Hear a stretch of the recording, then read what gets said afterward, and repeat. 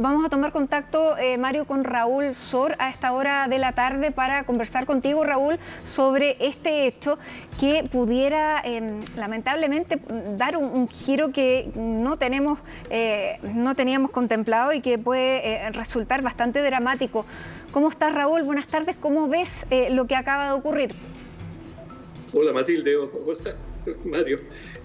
Me parece relativamente grave, pero todavía hay muy poca claridad sobre lo que ha ocurrido. Hoy día fue un día de excepcional actividad bélica aérea sobre los cielos de Ucrania y todavía no hay ninguna certeza sobre de dónde proceden los misiles. Es decir, la Fuerza Aérea ucraniana estuvo activa tratando de derribar y también estuvo disparando sus propios misiles de defensa antiaérea para contener el centenar o una cantidad semejante de misiles disparados, principalmente misiles cruceros disparados por Rusia.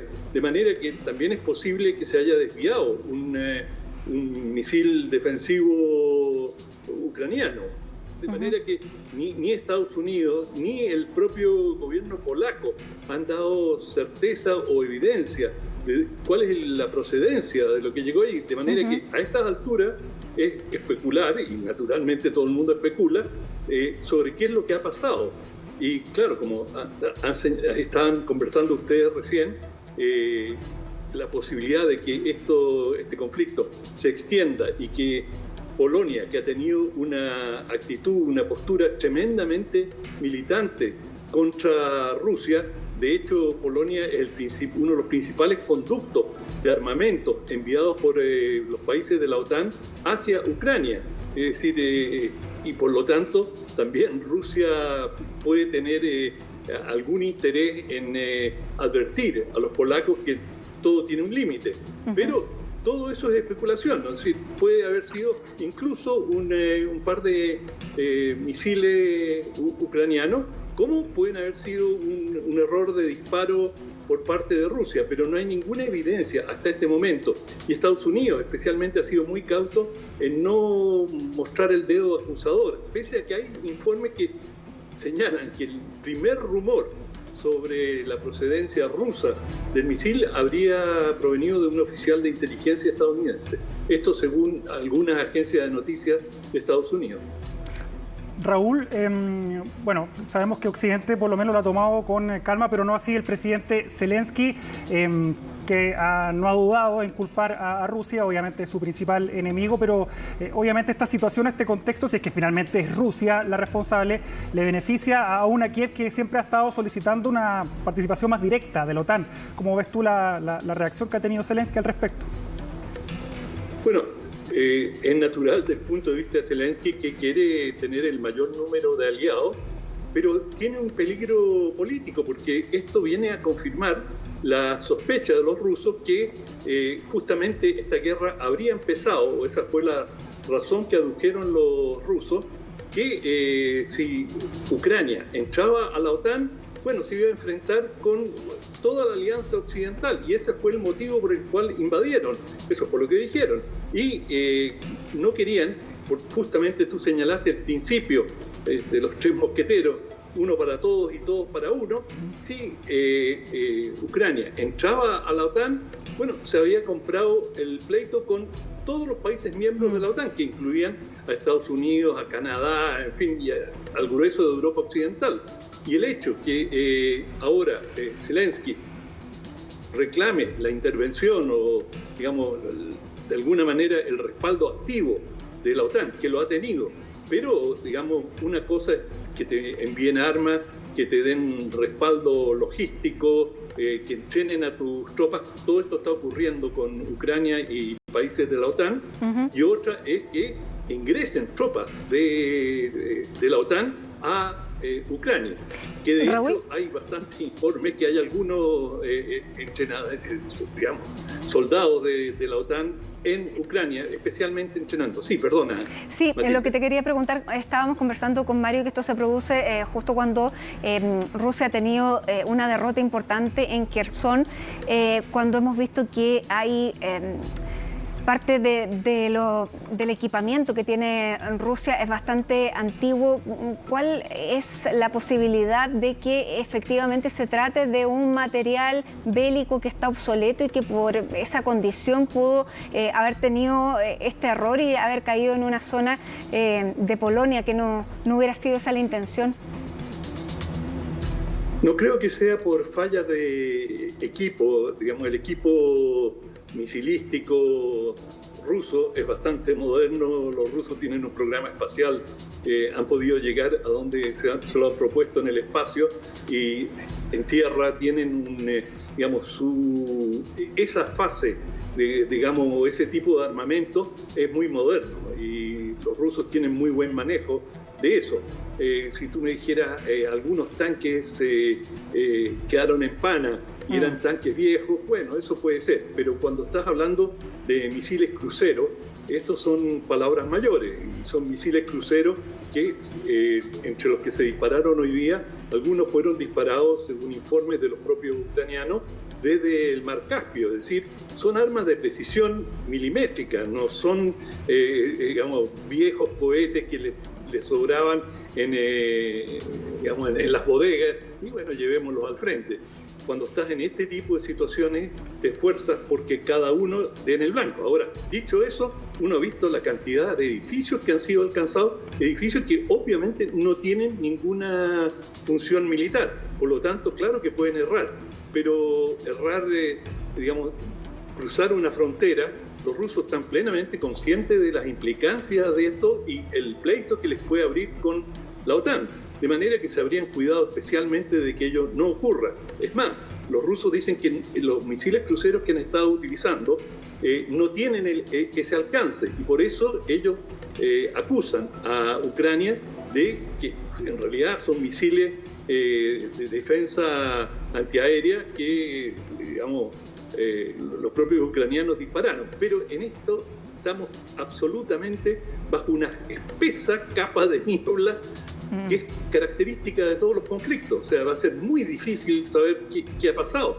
Recordemos el avión que fue derribado precisamente sobre Ucrania y que costó mucho establecer de dónde provino, quién lo disparó. Y en fin, todavía a quienes se les imputa siguen negando que fueron ellos los que lo dispararon, y han habido muchas situaciones bélicas en otros lugares también en que es tremendamente complicado establecer qué es lo que ha pasado. Y yo te diría que el cuidado que tiene Estados Unidos de no señalar a Rusia me dice mucho sobre las dificultades para establecer exactamente. Estados Unidos tiene presencia militar en Polonia, de manera que sus expertos deben estar allí en el terreno examinando, y que todavía, bueno, acaba de ocurrir, pero han sido muy cuidadosos en no acusar a Rusia.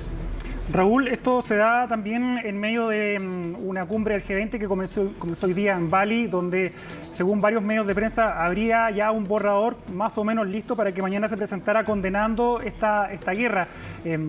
¿Crees tú que podría cambiar este hecho, la declaración final que se va a dar a conocer mañana de las principales potencias, las 20 principales potencias económicas del mundo? Sí, bueno, no creo que van a tener unanimidad. Muchos países van a ser cautos sobre este tema. De hecho, Estados Unidos y los principales miembros de la OTAN hubiesen querido una condena de entrada. Y el tema de la guerra en Ucrania fue tratado más desde la perspectiva del impacto alimentario que tiene, siendo Ucrania un gran proveedor de granos, especialmente de trigo. De manera que hay muchos países, como India o Brasil, que van a ser cautos en esta materia y van a tratar de no verse comprometidos en una condena política muy directa. Eso no quita que pueden tener puntos de vista cuestionando a Rusia en cuanto al carácter general del conflicto. Pero este tema específico de estos misiles no creo que altere mayormente lo que los distintos países piensan y las decisiones que ya habían tomado desde la perspectiva de sus relaciones internacionales. Bien, vamos a seguir atentos a lo que pueda ir ocurriendo, porque claro, lo que hemos visto por parte de todos los actores a esta hora, que recordemos, además en Europa hay 5 horas más, 4 o 5 horas más, dependiendo del lugar, todavía no se están haciendo las investigaciones necesarias como para poder precisar cuál fue el origen de este ataque. Finalmente, Raúl, bueno, estamos viendo toda la cautela. Para que efectivamente la OTAN respondiera, debiera haber una prueba contundente, debiera cumplirse, digamos, una certera convicción de que había ánimo de atacar, o puede quedar una cosa que pudiera quedar en la nebulosa del error, también tomado como una necesidad de respuesta de la OTAN. Bueno, el hecho de que hayan caído 2 misiles de relativamente poca capacidad destructiva en una granja relativamente desierta, pese a que hubo 2 víctimas, no amerita una respuesta militar significativa. Es decir, lo que aunque sea territorio de la OTAN. La OTAN es disculpa, y eso es lo que le corresponde, y ya lo están pidiendo. Es decir, que si Rusia tiene una responsabilidad, primero que la admita, y segundo que, digamos, prometa o se comprometa a que esto no va a volver a ocurrir. Pero una duda. De esto todavía no. Sí, perdón. Claro, respecto a si efectivamente Rusia admite que fueron ellos, aunque hubiera sido un error, esto no amerita la respuesta, porque este artículo 5 que citaba Mario de la OTAN obliga a los estados a responder. Sí, pero eso ya sabemos que una cosa es la ley, por así decirlo, lo que está escrito, y ese es un principio, pero de allí a involucrarse y de escalar un conflicto, convertirlo, internacionalizarlo más allá de lo que está, porque ya hay mucha participación extranjera en Ucrania, es decir, la OTAN está volcada con todo, menos que con tropas, pero le está entregando buena parte del arsenal que emplean los ucranianos, proviene de la OTAN. Y hay soldados ucranianos que se están entrenando en distintos países de la OTAN. O sea, la OTAN le está dando todo a Ucrania, salvo tropas propias. Y desde ese punto de vista, digamos, la OTAN, todos lo van a pensar mucho antes de entrar en un conflicto directo con Rusia, ante lo que es un incidente que puede ser preocupante, pero no pasa de ser un incidente. Muy bien. Raúl Sor, analista internacional, muchísimas gracias por este contacto a esta hora con Hoy es Noticia en CNN Chile. Estamos seguros que en la noche ahí, en Última Mirada, van a ahondar con Fernando en este tema. Que estés muy bien. Igual, que estén bien ustedes. Chao.